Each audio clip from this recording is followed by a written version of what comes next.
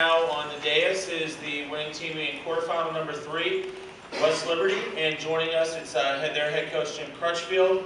Also joining us is Seeger Bonifant, C.J. Hester, and Cedric Harris.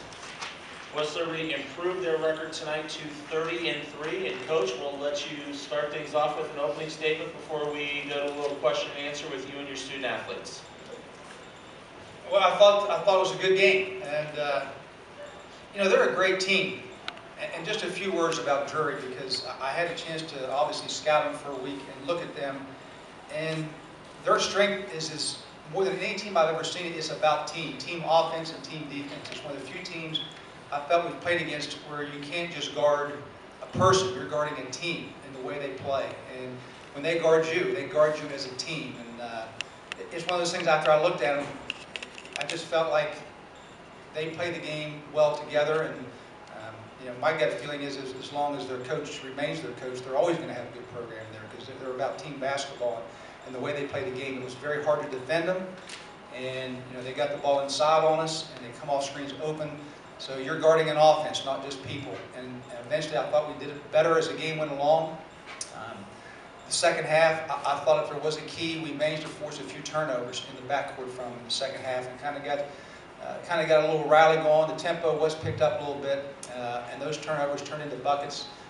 You know, and Seeger makes a bunch of threes, and that makes a difference in the game too. But I was really proud of the way our guys in the second half came out with as much intensity as they possibly could, and kind of had that, give it everything you have, because if we don't win, we're going home. And I just thought it was a good basketball game against a good game with two basketball teams on the floor. All right, we're going to go ahead and open it up for questions once again. Name and affiliation, and we'll start off right up front here. Dave Ward, I'm very impressed. Seeger, I know you shoot like 54% from three range. To shoot 3 in a row like that, is that pretty normal for you? Yeah, my teammates just found me wide open, so I got to knock those in, especially this time of the year. So just thanks for my teammates for hitting me open. Let's go right here for the second row. Coach, just talk about that run you guys were in the second half. You were down 6-59. Seeger, just obviously you've been here before. We talk about playing in that type of moment and looking for those big shots. Rock riding on the game.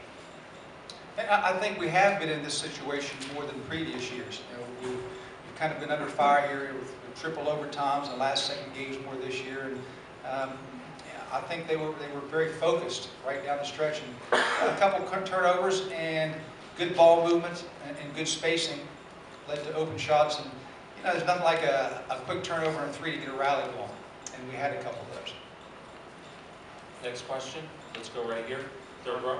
Sean Ryan, newspapers.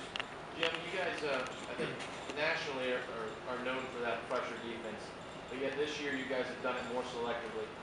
In the first half, maybe you guys gave them a little token pressure, but you guys amped it up in the second half. Was that the plan all along? We were kind of winging it. There wasn't a plan all along. We were kind of winging it as we go, and part of it was also trying to make the adjustments to what they were doing. They got us over top for a layup once, and we got to figure we can't give that up. And they got us 2-on-1 for another layup in the first half, and we can't give those up. So we're trying to make adjustments to keep them from scoring, but put as much pressure on as we possibly can. And I thought we did that in the second half. And the pressure really was the biggest difference in the game, I thought. Dan, go ahead. Thanks. Dan Lucy, color 10, Springfield. Cedric, you picked up your 4th foul with about 13 minutes left in the game. What was going through your mind at that point? It was a pretty close game at that point.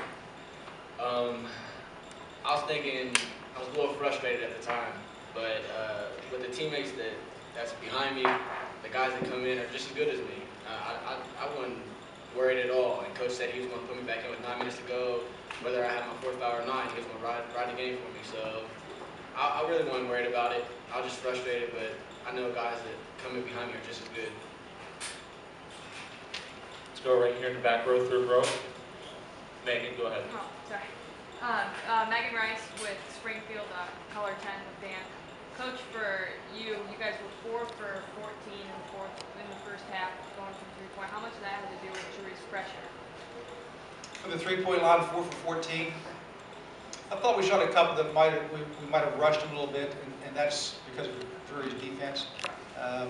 We need to get clean looks. And the bottom line is, you're not going to be a three-point shooting team with accuracy unless you get really good looks from the three-point line.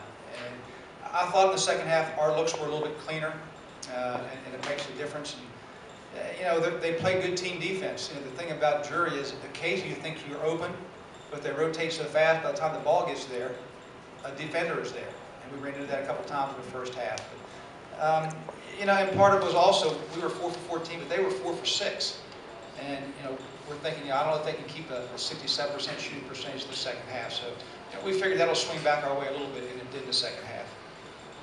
Let's go up front. Yeah, Coach, you talked about your impressions in the second half. How tired did you think you got Drury late in that game? At least enough where they just kind of slow down, maybe a step? Talk about that. And they would know better than I would. They know their players better. But if there's anywhere that the thing that I recognized it was a little bit in their half-court defense. If there's anywhere that I would see it, I thought when our guys were open, maybe they weren't scrambling, and I've seen them on tape, and I saw it in the first half. They can cover ground like crazy. They got a lot of heart on defense. If there's anywhere that that might have been fatigued, showed a little bit. I thought when we spread the floor the last 7 or 8 minutes of the game, that maybe it showed a little bit there.